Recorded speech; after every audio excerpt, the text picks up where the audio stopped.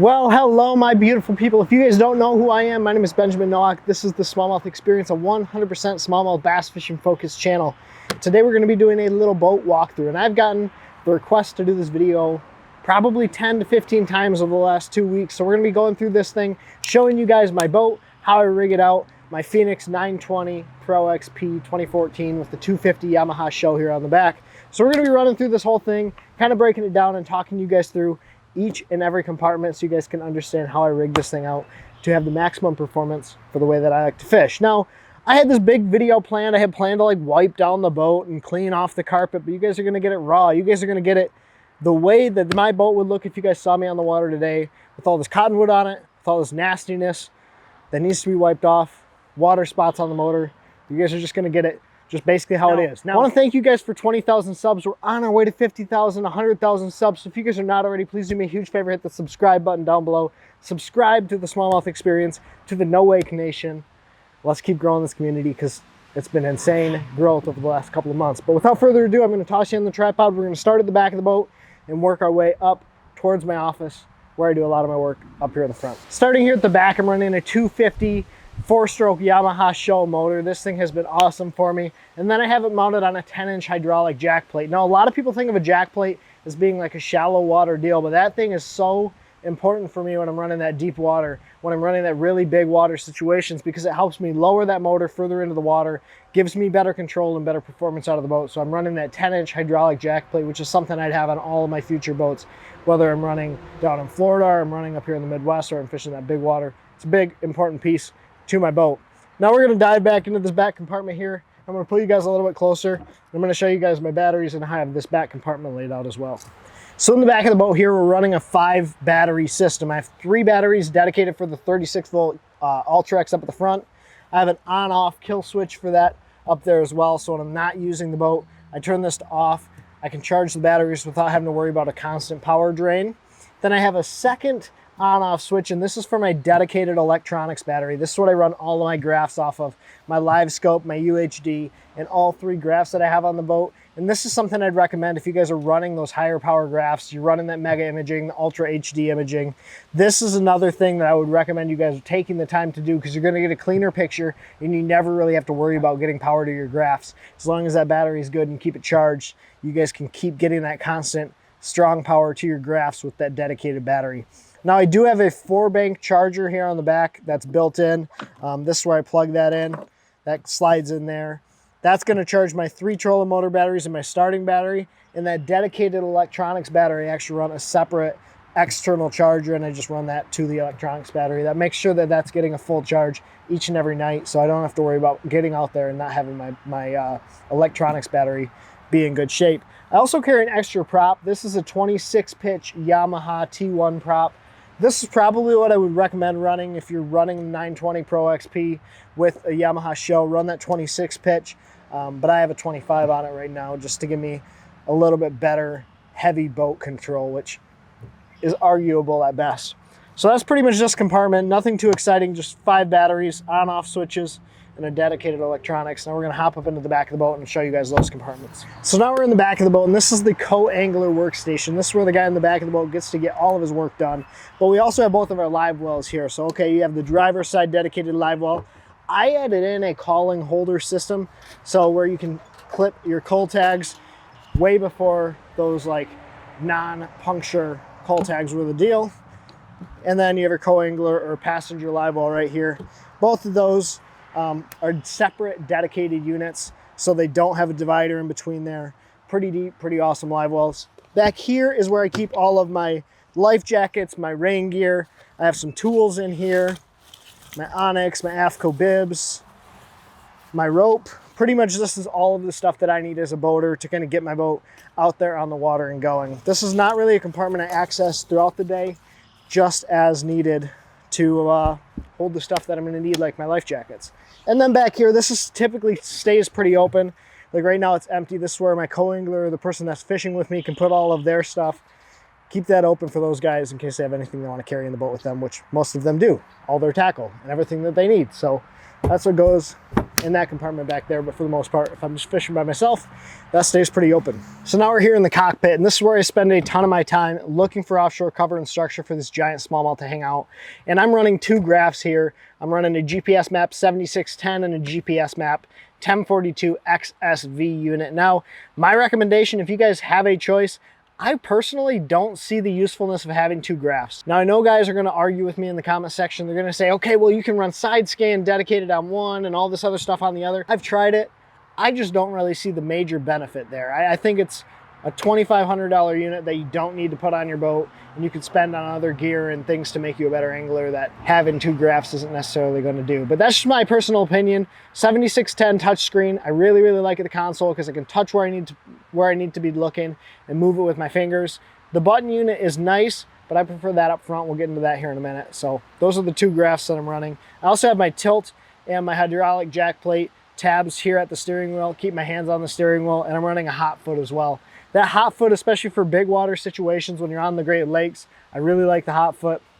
Keep your hands on the steering wheel, away from the throttle, and just really makes you a safer angler out there on the water. Now this is kind of my catch-all. This is where I put a whole bunch of stuff. We're gonna open this up and kind of go through it.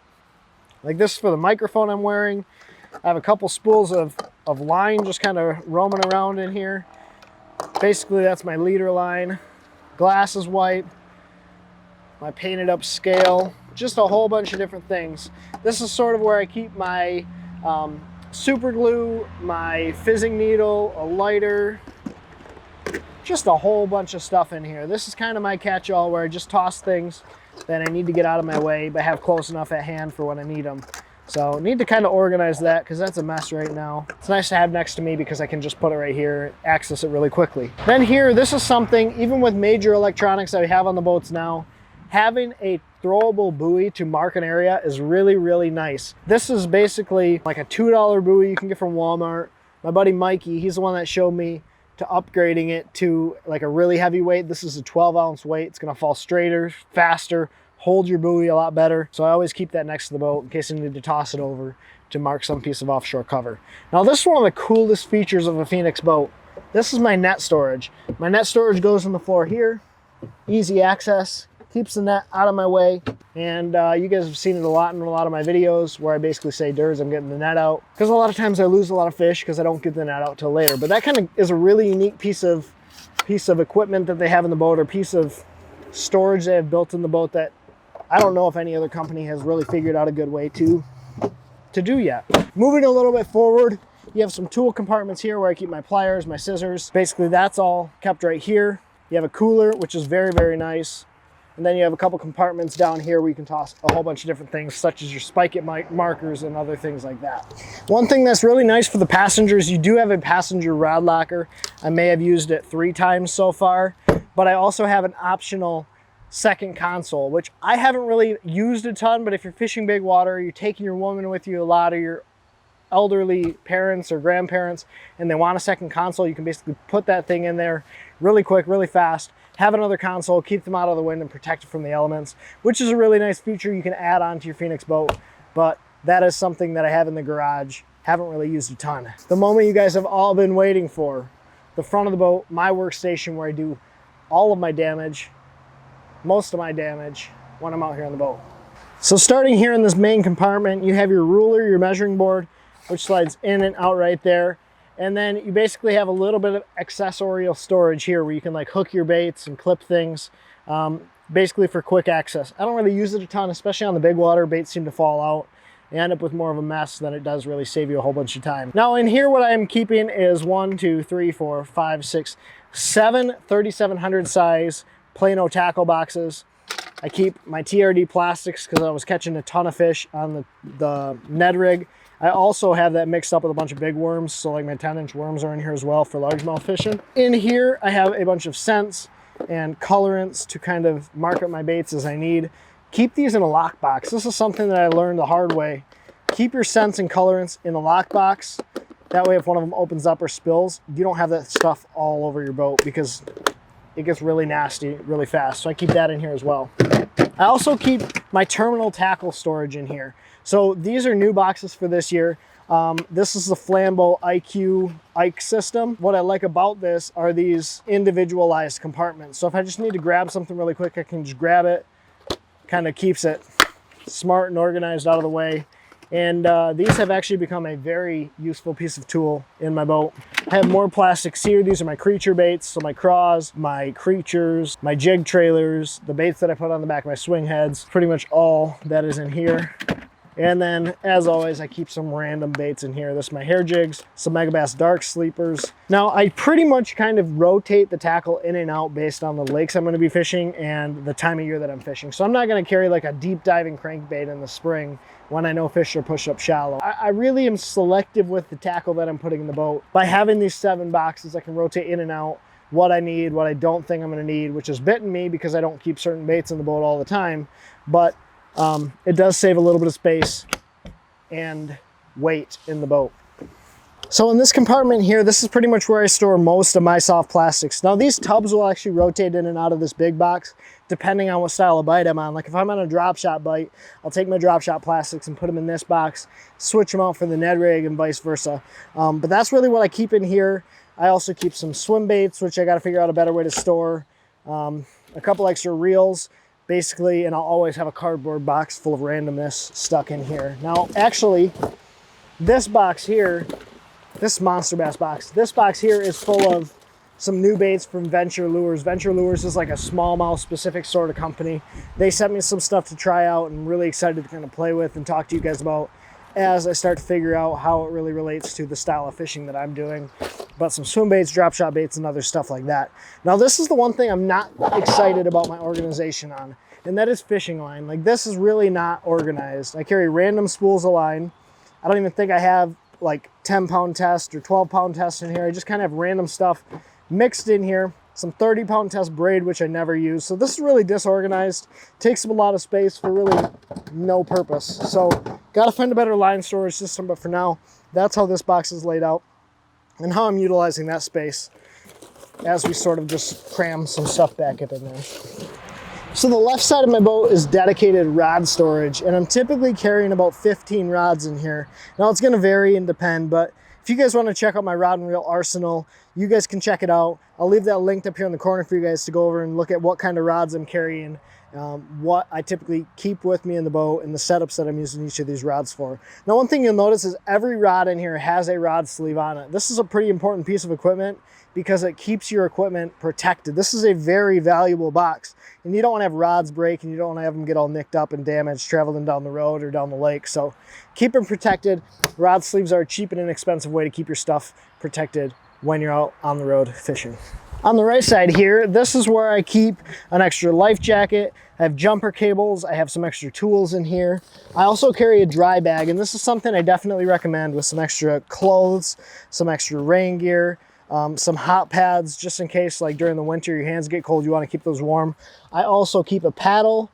I have my live scope black box in here, my throw cushion, my fire extinguisher, my flares, and pretty much that's just like my accessory box for all the things that I don't really need on a regular basis, but I need to have with me. So nothing really too exciting in here. It's a box that you need to have with all the stuff that you need to have. And now the workstation. This is where I spend most of my time. What I really like about this Phoenix is its padded carpeting right here. So this is where I fish almost all the time. It's a little bit softer carpet. It helps on your back, helps on your feet at the end of a long day. Now I'm running a 36 volt Minn Kota Ultrex. This is a 52-inch trolling motor, so it's a little bit longer. Since I'm fishing those deeper bodies of water, the Great Lakes, St. Clair, those big bodies of water where you get a lot of wind and waves, running that longer shaft trolling motor is going to help it stay in the water better and give you better boat control. Now I'm running a Garmin 1242 XSV Graph GPS map, and what I like is this is actually a button unit. So everything is controlled with the buttons. So when you're out there bouncing around, you're kind of getting tossed around on the waves, you have total control over this unit with these buttons. You have your hot buttons to kind of give you those quick screens that you can go to. So I really like having a unit with buttons up here at the front. Now this is networked with that unit at the console, so I'll get all my data tossed up here to the front of the boat throughout the day. Like if I mark a waypoint here, it'll go back there and vice versa. You can actually share your side scan, your down view, and all of those transducers that are hooked to that unit, you can share with them up here. I'm also running perspective mode. So there's my live scope transducer. Perspective mode essentially gives me the ability to turn this transducer side to side, so I can get perspective mode, which is 150-degree cone angle out in front of the boat, or I can go to my forward view, which is what I use a lot in deeper water. I'll probably be using quite a bit over the next couple of weeks as I'm looking for these deep water fish. Really, really cool little mounting bracket from GARMIN.